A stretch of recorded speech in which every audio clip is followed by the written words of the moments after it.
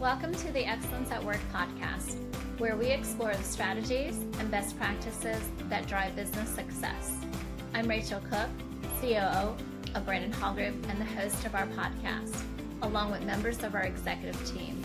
In each episode, we'll dive into the latest trends, insights, and real-world examples from some of the most exciting leaders from organizations worldwide.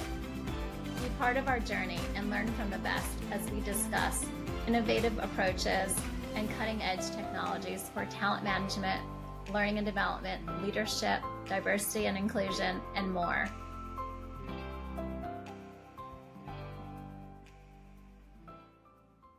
Hi, this is Rachel Cooke, the Chief Operating Officer and host of Brandon Hall Group's Excellence at Work podcast. Joining me today is Mika, a visionary co-founder of Valamis, who also leads innovation through his work in product management. Mika is an online learning enthusiast with a business mindset. Before transitioning to product management, he spent the last 9 years in the U.S. leading the Valamis business. Mika has helped organizations of all sizes with their digital transformation of learning, translating customer voices into product development teams at Valamis. So welcome, Mika. How are you today? Thank you. Doing fine, thanks. Hope you're as well. So, my name is Mika Kuikka. I'm 49 years old, co-founder of Valamis. Been at it for 22 years now and working with the product management at the moment. As you mentioned, I spent last 9 years in the US building the Valamis business in there and leading it. And now I am back in Finland and in the product management side. And I've got family, 3 kids, 2 dogs. I love to go fishing. I love outdoors, video games as well, listening to music. So that's kind of who I am. Sounds lovely. I think we chatted a little bit about your interest in or love for games, and I'm sure your children are also very favorable of that. Yeah. That's nice. And also having balance with the outdoors is great. And I'm excited to chat with you today about personalized learning at scale. And, we've had some conversations in preparing for our chat today. And as we kind of collaborate, especially in how we serve our clients and how we help organizations really kind of understand what is happening in the learning space. And from your perspective, how has the concept of personalized learning evolved and why is it becoming such a critical factor for organizations today? So that's a really good question, actually. If we go way back into the Stone Ages, there has always been some level of personalization in the learning and teaching. And with that, it's like the target audience has always affected the way of training. What has been trained is kind of like you train hunting for hunters and what kind of berries to pick for the gatherers. So the target audience always kind of personalizes the training a bit. And then moving on from there a bit closer, the master apprentice model and learning by doing. The training is personalized to the specific skills and skill levels of your apprentice. And the masters are training, they might have one or more apprentices that they're training. So the personalization has been there for forever, essentially. But what has been difficult is that the scaling is really hard because you only have certain amount of people who are giving the training. So you cannot scale that personalization. Or if one teacher has 100 people, then the training is bound to go really like not that personalized, very generic in a sense. Nowadays, the whole master and apprentice approach still exists. As we can see, still there's like on-the-job learning and then mentoring type of things. It kind of still carries the torch of the personalized learning from the earlier times, but we have replaced it partially with like massive learning offerings. If you think of the golden age of the LMSs, when it was the best thing was to have all these contents coming in. Yes, we have in our LMS, we have hundreds of pieces of contents, of thousands of pieces of contents available for you. And where we ended up with that is that we ended up disrupting the learner and disengaging the learner because they cannot find the relevant content, the relevant stuff that they need in that moment. And like just in time when they are needing something they cannot find it because there's 50 courses that have the same name. So we have kind of broken it with the massive course offering, because people will need relevance and people will need an impact on the time that they spend. Time is kind of the most valuable thing that we have. And if we spend that browsing through different contents, finding like which one would be the best one,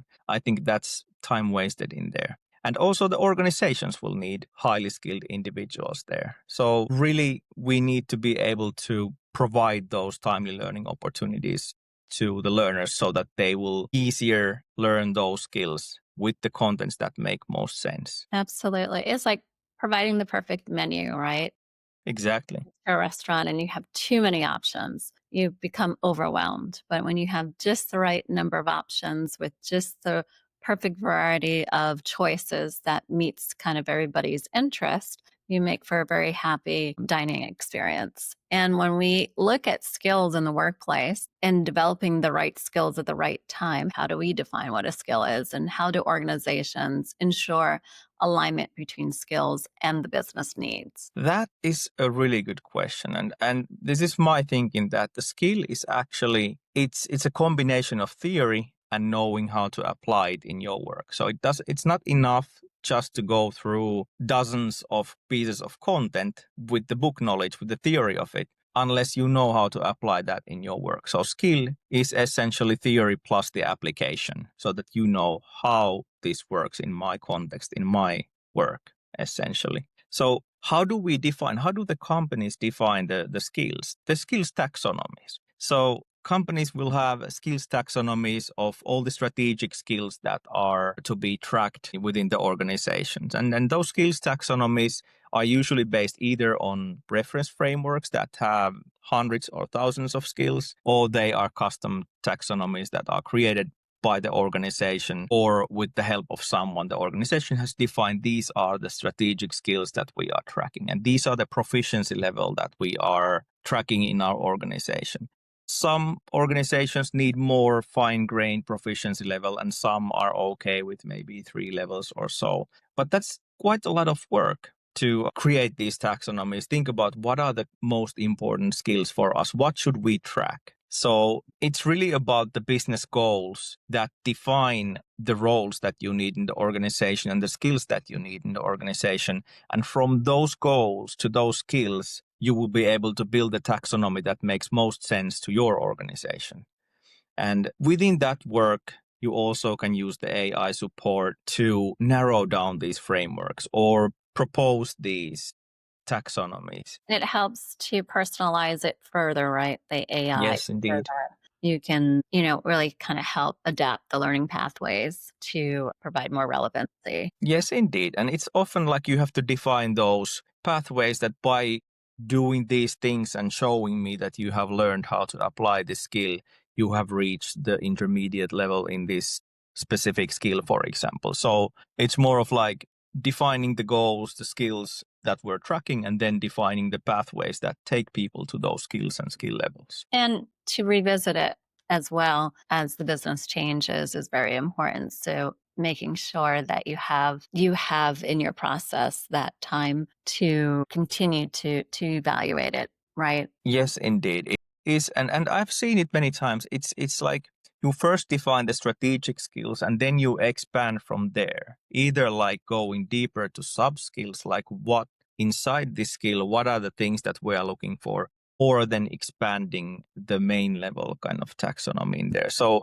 it's supposed to be done so that you first create something that gets you started fast and then expand from there. Right. And then we discussed a lot about data, and especially in the learning space, there's so much data that is available now to almost everyone. But the challenge is turning it into actionable insights. What are some of the practical ways that you can help or that clients or organizations should be thinking about how to connect the data to the skills development and workforce performance? That is a really good question. And I think one of the most important things is that you have to start collecting the data. That's That's one, because not many systems collect like really fine-grained data, and if you don't collect it in the future, you won't have the analytics about that. And so first step is to collect as much of data as possible, whether it was like learning activities, completions, skills and skill levels, and improvement in different skills and that kind of things.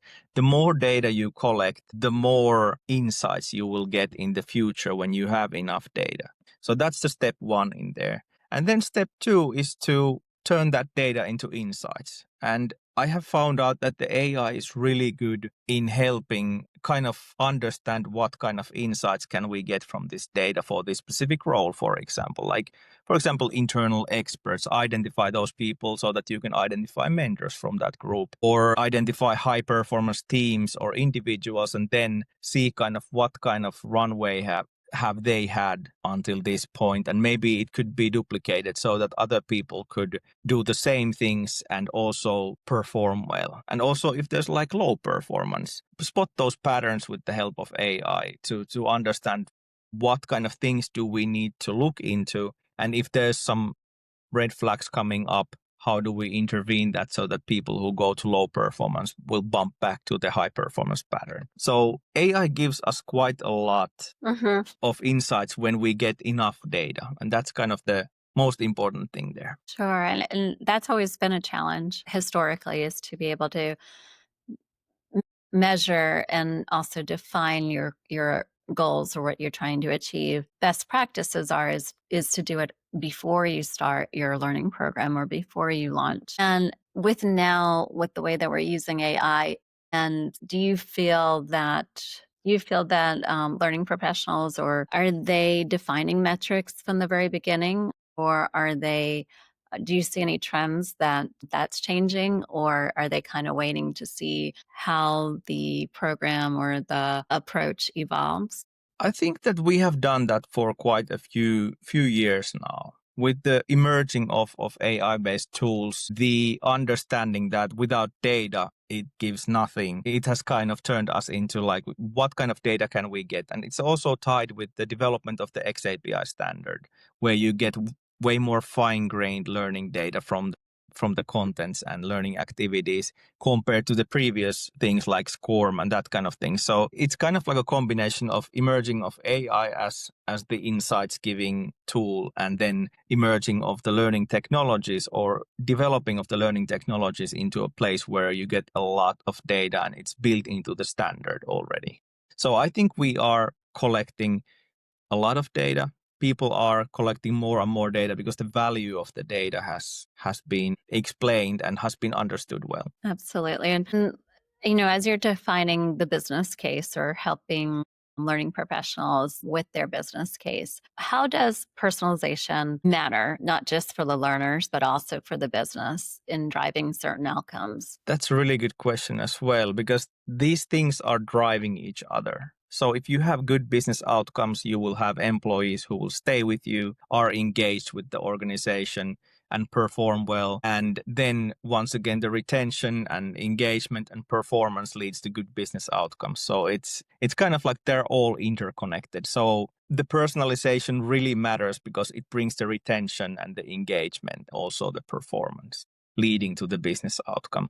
And this is also like research backed, because LinkedIn did the workplace learning report, and they found out that 94% of the employees would stay at the company if they would invest in their skills development, in their development. So it is really important that employees feel that this is personalized. This whole learning is for me. And it's not just like somebody is pouring from fire hose thousands of things and it's my job to pick which one is interesting, but rather like it's either the system or the people who will recommend me these contents that are relevant to me and give me an opportunity to develop my skills. And that's consistent with our research over the years when we ask questions around, what drives impact and retention and engagement. And is it, compensation? Is it rewards and recognition?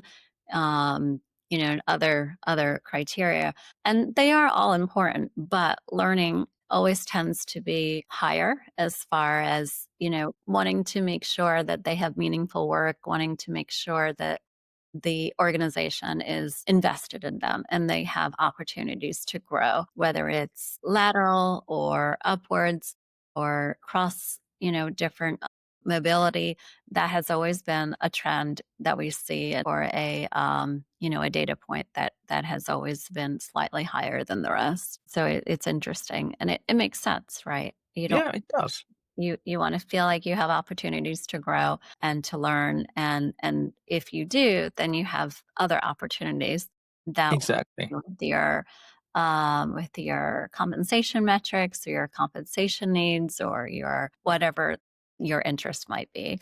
And now, as we talk about the modern skills development ecosystem and what that looks like, how can organizations reduce the complexity of managing skills across multiple systems? So one of the most important things in whole skills development ecosystem is that it's actually interconnected, so that you don't have a set of different islands like HR systems, performance management, talent management, learning platform, so that they're all are kind of like separate islands where different things happen. So how do you combine that into one ecosystem? So essentially it means that you have to build integrations where it makes sense, but most importantly, the skills taxonomy should be defined in one place only. So you have the master skills taxonomy, and then wherever you develop people's skills, they all will be recorded into the master skills taxonomy. And by developing the skills, you will get more learning opportunities, more job opportunities, role opportunities, and it's kind of all affecting. The learning is kind of part of the whole HR ecosystem. Skills development is part of the whole ecosystem, and it's not separate islands where somebody takes a report and looks at who has completed these things. Maybe that person could be promoted, for example. So that's kind of how I see it. Interconnected systems where it makes sense, and having one unified skills taxonomy in the center, in the core of that ecosystem. Really making it more centralized so that you can make better decisions, looking at the larger picture at scale and then narrowing it in based on the individual or the needs of that particular function. Exactly. And the skills development does happen everywhere. It's not just in the learning environment or things like it. It can happen anywhere. And the best is that it will affect the opportunities that you have. Wherever you develop your skills within the organization, your opportunities will grow. I think that adds to the engagement and retention as well. Absolutely. Well, as we wrap up here, I have two more questions for you. My first one is, if you had to give one piece of advice to organizations just beginning their journey with personalized learning at scale, what would it be? And in addition to that, if organizations are already on their journey, what advice would you offer them? So I would say that first of all, you have to look at your business goals. You have to look at what the organization is doing. What kind of roles do you need? What kind of skills do you need to get to the results, get to the goals? And from there, defining the skills. If you already have the skills taxonomy, you should review the skills, that whether we have all the strategic skills listed and whether there's something that we really don't need, so that it kind of like keeps simple. And then if you don't have the skills taxonomy, you should define one. Look at maybe 5 most important skills that we are tracking in the organization. Look at them and define this is our skills taxonomy, and then start to bring learning opportunities for people to develop those. Because even if you have like the best skills taxonomy, you have those absolutely best skills ever, and then there's no opportunities to get there, get to those expert levels, and those, it really doesn't help the employee. So I think those would be the most important things. Very true. And, well said. Thank you for sharing your advice today and your perspective on personalized learning at scale and in the modern workplace. So there's a lot going on, lots of great stuff. You're coming out with a new release here shortly. Is there anything you want to touch on that before we go today? Yeah, it's gonna be nice. It will have insights, AI-based insights, so you can actually drill into the reporting data and ask questions and insights. And there's a lot of insights to be pulled from the data, I would say. It's going to make your managers and leaders very happy. Indeed. Well, thank you, Mika. Thank you for spending time with me today. And if our community, or if anyone would like to reach you, what would be the best way to find you? Email is the easiest, or LinkedIn. Okay. All right. Well, thank you, Mika. Have a great evening, your time. I'm here morning time. So it's been a great chat today. Thank you so much. Likewise, thank you for having me here.